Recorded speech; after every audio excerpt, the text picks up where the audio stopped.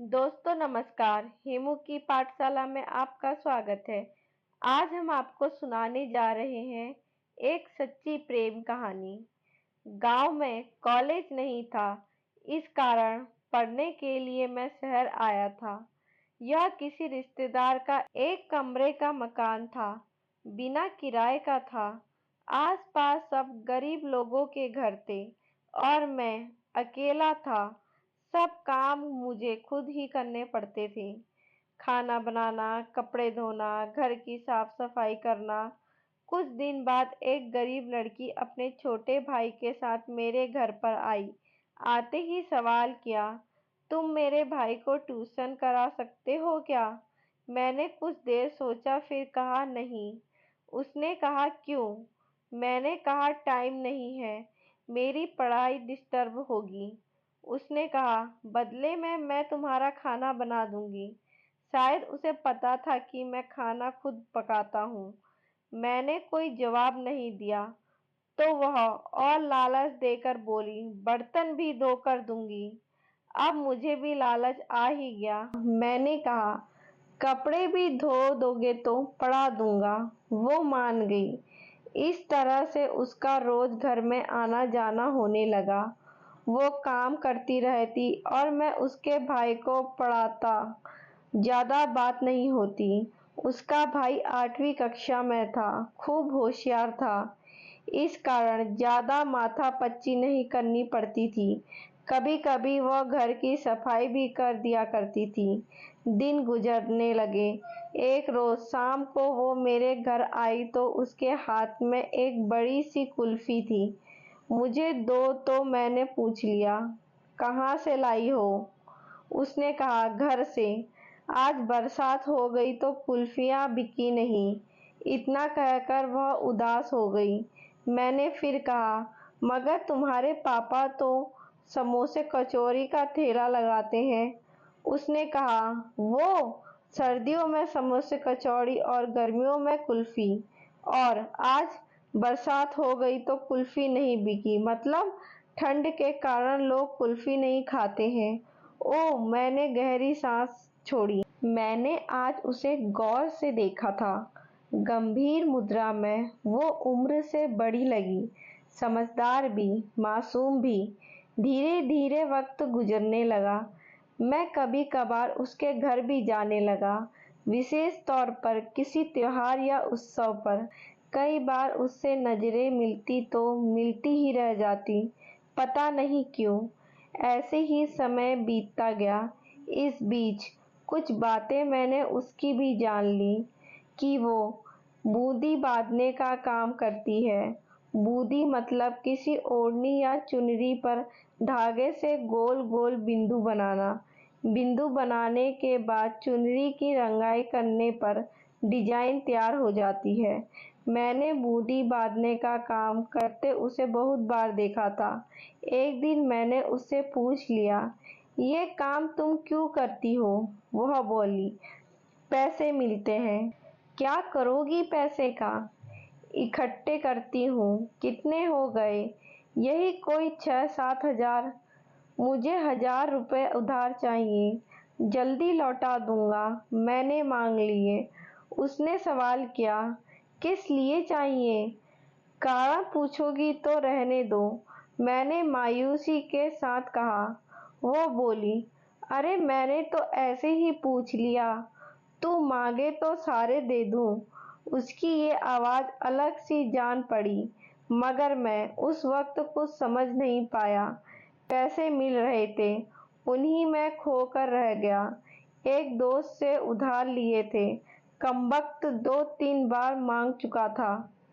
एक रोज मेरी जेब में गुलाब की टूटी पंखुड़ियां निकली, मगर तब भी मैं यही सोच कर रह गया कि कॉलेज के किसी दोस्त ने चुपके से डाल दी होगी।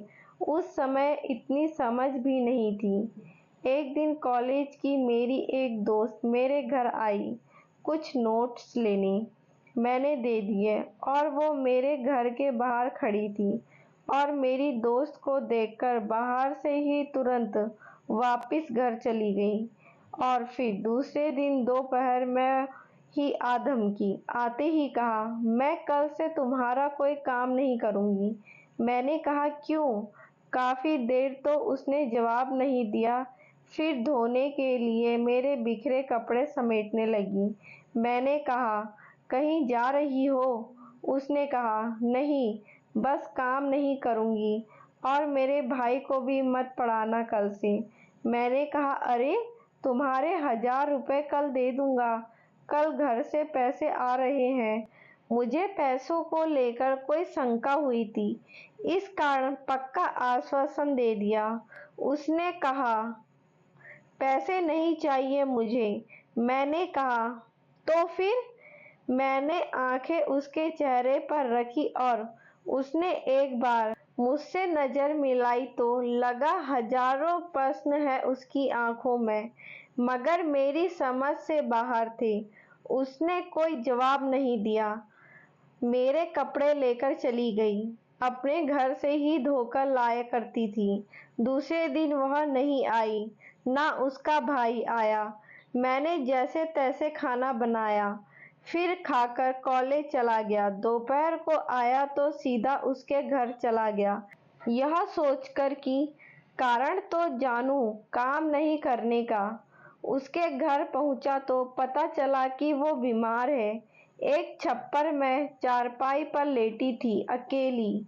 घर में उसकी मम्मी थी, जो काम में लगी थी। मैं उसके पास पहुंचा तो उसने मुंह फेर लिया, करवट लेकर। मैंने पूछा, दवाई ली क्या?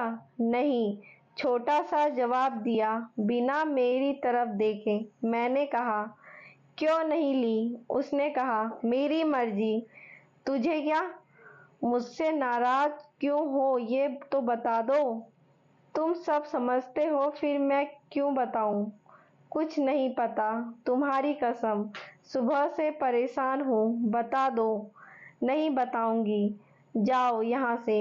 इस बार आवाज रोने की थी।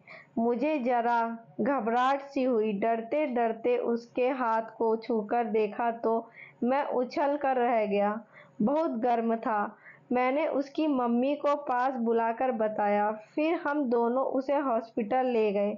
डॉक्टर ने दवा दी और एडमिट कर लिया। कुछ जांच वगैरह होनी थी, क्योंकि शहर में 1-2 डेंगू के मामले आ चुके थे। मुझे अब चिंता सी होने लगी थी। उसकी माँ घर चली गई उसके पापा को बुलाने। मैं उसके पास अकेला था। बुखार जरा कम हो गया था। वह गुमसुम सी लेटी थी, दीवार को घूर रही थी एकटक। मैंने उसके चेहरे को सहलाया तो उसकी आंखों में आंसू आ गए और मेरे भी।